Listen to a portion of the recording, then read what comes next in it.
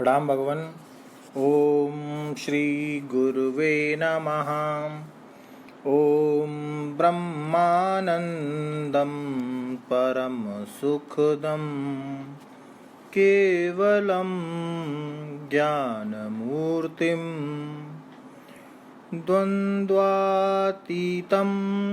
गगनसदृशं तत्त्वमसि आदिलक्ष्यम् एकं नित्यं विमलम् अचलं सर्वधी साक्षिभूतं भावातीतं त्रिगुणरहितं सद्गुरुं तं नमामि। ओम शांति शांति शांति। ओम। भगवान श्री रमण महर्षि से बातचीत, और बातचीत के दौरान एक शिक्षित व्यक्ति ने स्वामी जी से प्रश्न किया कि क्या कोई परम सत्ता है, उसका इस दृश्य जगत से क्या संबंध है। दो प्रश्न एक साथ। महर्षि जी समाधान कर रहे हैं कि क्या वे एक दूसरे से भिन्न हैं। सारे प्रश्न मन में ही उदय होते हैं। मन जागृति के साथ उदय होता है और गहन निद्रा में विलीन हो जाता है। जब तक मन है तब तक ऐसे प्रश्न व संशय बने रहेंगे। तो भक्त ने फिर अगला प्रश्न किया कि परमात्मा की प्राप्ति हेतु क्रम अनुसार अवस्थाएं होनी चाहिए। क्या सत्य की श्रेणियां हैं। महर्षि जी समाधान कर रहे हैं, सत्य की कोई श्रेणियां नहीं है। जीव के अनुभव की श्रेणियां हैं। सत्य की कोई श्रेणियां नहीं है, जीव के अनुभव की श्रेणियां हैं, सत्य की नहीं। यदि किसी नवीन वस्तु की प्राप्ति होगी तो उसका अंत भी निश्चित है, जबकि परमात्मा नित्य है, यहाँ और अभी। अगला प्रश्न है, यदि ऐसा है मैं इससे कैसे अनभिज्ञ रहता हूं। आवरण के विषय में प्रश्न पूछ लिया। महर्षि जी कह रहे हैं कि यह अनभिज्ञता किसके लिए है। यह अनभिज्ञता किसके लिए है। क्या परमात्मा यह कहता है कि उस पर आवरण है। यह तो जीव है जो यह कहता है कि कोई वस्तु परमात्मा को आवृत करती है। यह मालूम करो, यह ज्ञान किसके लिए है। अगला प्रश्न है, पूर्ण में यह अपूर्णता क्यों।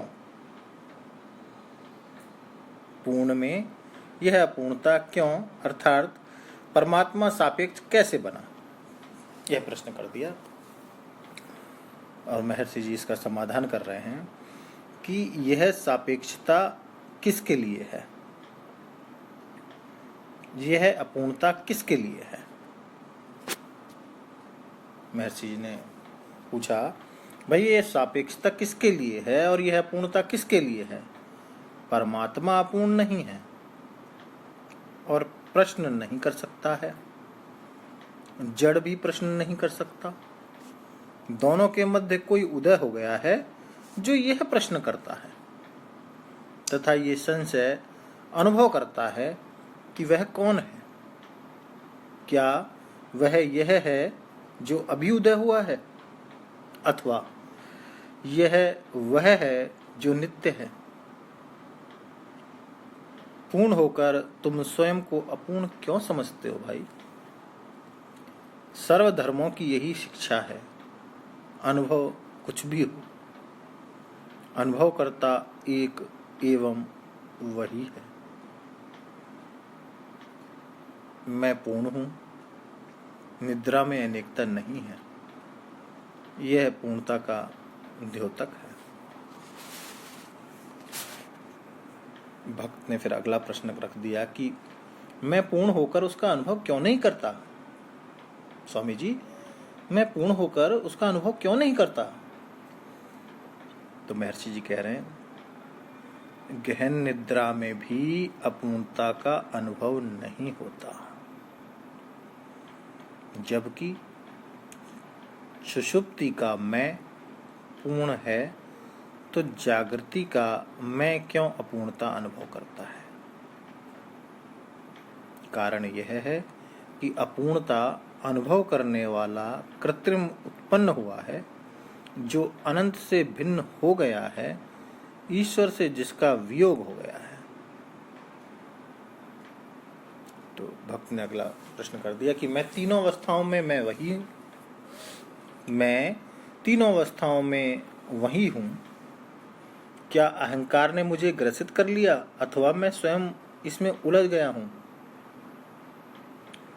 कन्फर्मेशन चाह रहे हैं महर्षि जी से। तो महर्षि जी कन्फर्म कर रहे हैं, क्या कोई वस्तु तुम्हारे बिना उत्पन्न हुई? कि क्या कोई वस्तु तुम्हारे बिना उत्पन्न हुई? भक्त कहता है, मैं तो सदैव वैसा ही हूं। महर्षि जी कहते हैं, क्योंकि तुम इसे अनुभव करते हो, अतः यह वस्तु आई हुई प्रतीत होती है। क्या गहन निद्रा में यह समस्या थी? अब नवीन क्या है? भक्त कहता है, इंद्रियां तथा मन।